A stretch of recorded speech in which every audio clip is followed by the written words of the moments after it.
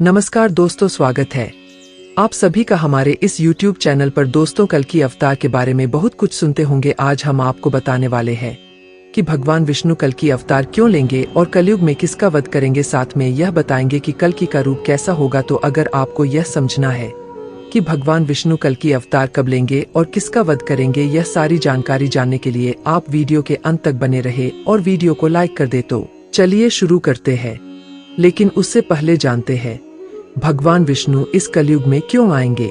कल्कि अवतार काली पुरुष का अंत कैसे करेंगे, यह जानने से पहले हम थोड़ा काली पुरुष के बारे में जानते हैं।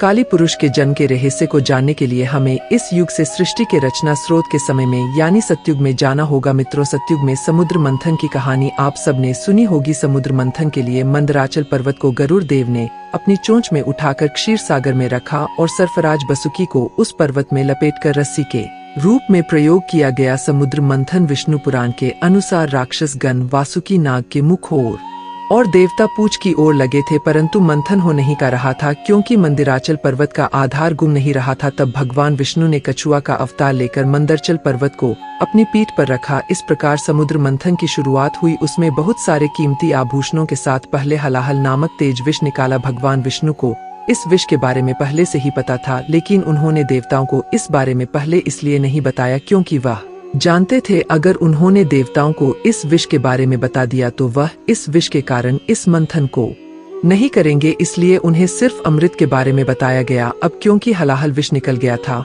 और सभी इसके प्रकोप से सब मूर्छित होने लगे, परंतु शर्त के अनुसार इसे आधा देवताओं को और आधा असुरों को पीना था, परंतु दोनों में हलाहल विष को सहन करने की शक्ति नहीं थी। फिर भगवान भोलेनाथ ने भगवान विष्णु के कहने पर विष का पान किया। काली पुरुष का जन्म कैसे हुआ, परंतु इस विष के तेज से भोलेनाथ जलने लगे। तब शक्ति रूपी देवी माँ पार्वती ने उस विष को अपने हाथों से भोलेनाथ जी के गले में ही रोक दिया। इस विष के प्रभाव से भोलेनाथ का कंठ नीला पड़ गया। तब से भोलेनाथ का नाम नीलकंठ पड़ गया। परंतु इस क्रिया में विष की कुछ बूंदे राक्षस कली के मुख में जा गिरा, जिससे काली का शरीर खत्म हो गया।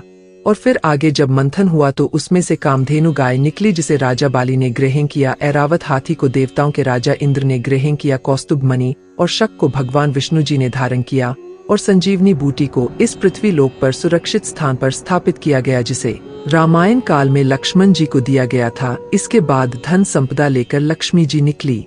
लक्ष्मी जी ने खुद विष्णु जी को ग्रहण कर लिया। चंद्रमा निकली तो भोलेनाथ जी ने ग्रहण कर लिया। काली पुरुष अमर कैसे हुआ, अंत में भगवान धन्वंतरी अपने हाथों में अमृत कलश लेकर निकले। इस अमृत कलश को देखकर देवता और राक्षस आपस में छीना झपट करने लगे और इसी छीना झपट में अमृत की कुछ बूंदे समुद्र में और कुछ उज्जैन नासिक प्रयागराज में गिरी। और कहा जाता है कि हर 12 वर्ष पर फिर से वह अमृत प्रकट होता है और उसे वक्त स्नान करने से रोग दोष दूर हो जाते हैं। और इसी अमृत की कुछ बूंदे काली पुरुष के मुख में गिर गई, जिससे वह फिर से जीवित हो उठा, परंतु वह भौतिक रूप में ना सका। वह बिना शरीर के जीवित हो गया और अमृत की बूंद से अमर हो गया। कल्कि पुराण के अनुसार कलयुग के अंत समय में काली पुरुष अपने भौतिक रूप में वापस आ जाएगा। काली पुरुष अभी अपने भौतिक रूप में नहीं है, परंतु उसने अपनी शक्तियों से सारे मनुष्य को अपने बस में कर रखा है। उसने अपनी शक्ति, काम, वासना, क्रोध और मोह का जाल इंसानों पर फैला रखा है। और जैसे जैसे कलयुग आगे बढ़ता जाएगा उसकी माया का जाल बढ़ता जाएगा और वह अपने शरीर को पुनः प्राप्त करता जाएगा, जिससे इंसान पूरी तरह से काली के बस में हो जाएंगे और चारों ओर पाप ही पाप फैल जाएगा और काली पुरुष को ही खत्म करने के लिए भगवान विष्णु कल्कि अवतार में इस कलयुग में जन्म लेंगे। तो चलिए अब जानते हैं भगवान विष्णु को कल्कि अवतार में कैसे देखा या पहचाना जाएगा। दोस्तों, सनातन धर्म में पंचदेव के साथ ही त्रिदेव का जिक्र है। वही त्रिदेव में ब्रह्मा, विष्णु और शिव शामिल है, जिनके काम आपस में बटे होने का भी जिक्र मिलता है। इसीलिए ब्रह्मा जहाँ सृष्टि का निर्माण करते हैं तो वही भगवान विष्णु को संसार का पालक और भगवान शिव को संहार के देवता माने जाते हैं।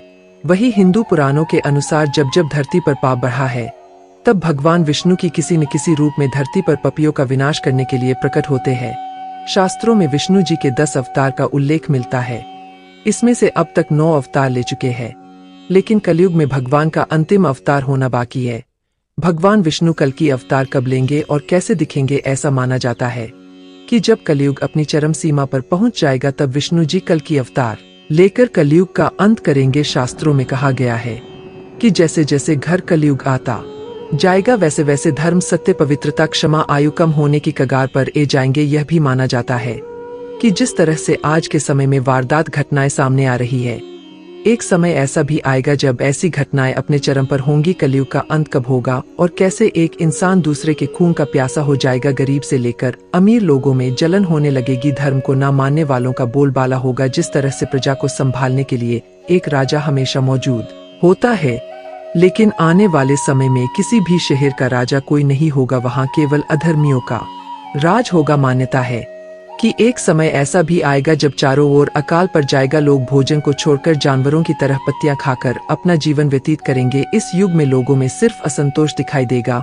और जैसे जैसे घरों में पूजा पाठ का अंत होगा, लोग धर्म में पाखंड से जुड़ने लगेंगे। तब भगवान विष्णु कल की अवतार में आएंगे और कलयुग का अंत हो जाएगा। ऐसे में हर कोई जानना चाहता है कि भगवान विष्णु अपना कल की अवतार कब लेंगे और कहाँ लेंगे और उनका रूप कैसा होगा। वही भागवत पुराण के अनुसार कल की अवतार कलयुग के अंत और सतयुग के समाप्ति काल में होगा। शास्त्रों की माने तो प्रभु श्री राम और श्री कृष्ण का अवतार भी अपने युगों के अंत में हुआ था। इसलिए जब कलयुग का अंत निकट आ जाएगा तब भगवान कल की जन्म लेंगे। वही अग्नि पुराण के 16वें अध्याय में अवतार का चित्रण तीर कमान धारण किए हुए एक घुड़सवार के रूप में किया गया है।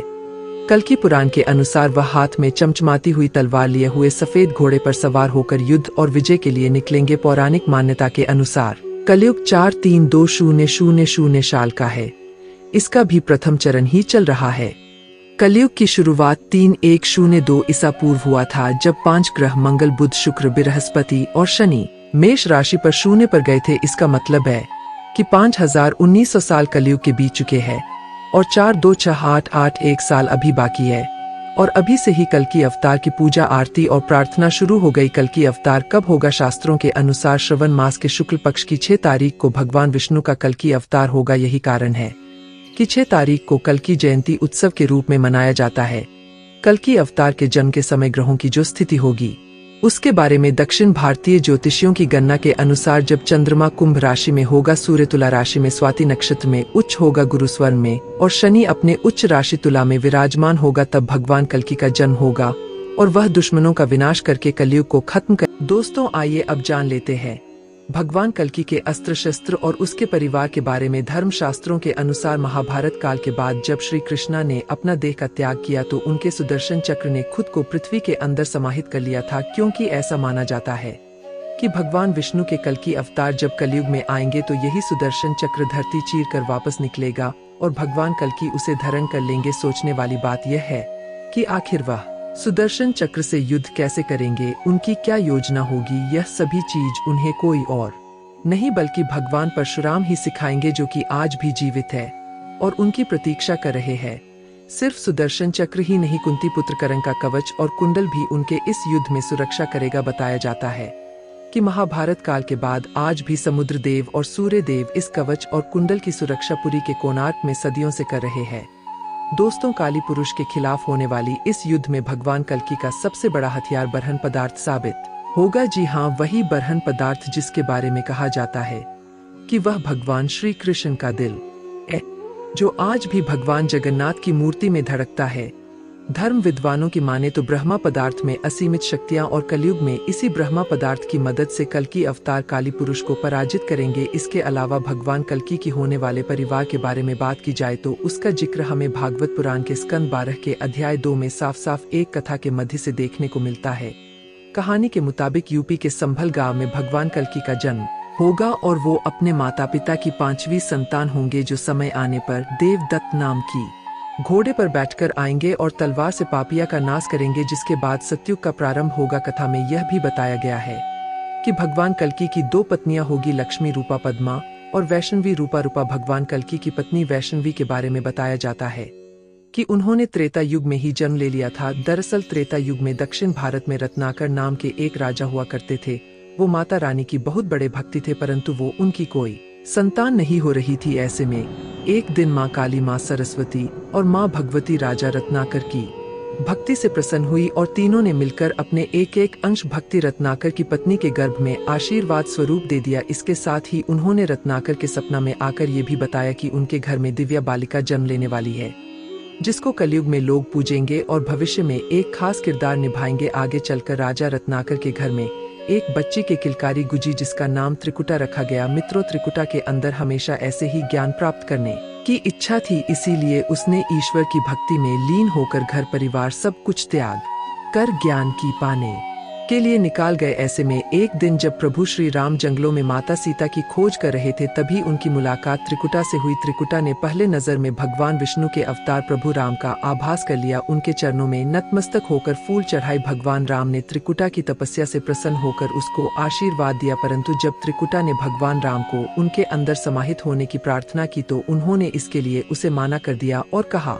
कि समय आने पर एक दिन मैं तुम्हारे पास आऊंगा और अगर तुम मुझे पहचान पाओ तो मैं तुम्हारी सारी इच्छाएं पूरी कर दूंगा। यह कहकर प्रभु श्री राम वहां से चले गए। दोस्तों, समय बीतता गया और त्रिकुटा अपने प्रभु श्री राम के इंतजार में आस लगाए बैठे हुई थी कि तभी एक दिन त्रिकुटा के द्वार पर एक बूढ़ा व्यक्ति आया और उससे शादी का प्रस्ताव रखा, जिसके जवाब में त्रिकुटा ने उस बूढ़े व्यक्ति को यह कहकर माना कर दिया कि वो प्रभु राम की पहले से ही हो चुकी है और वो किसी भी वक्त उन्हें लेने आ सकते हैं।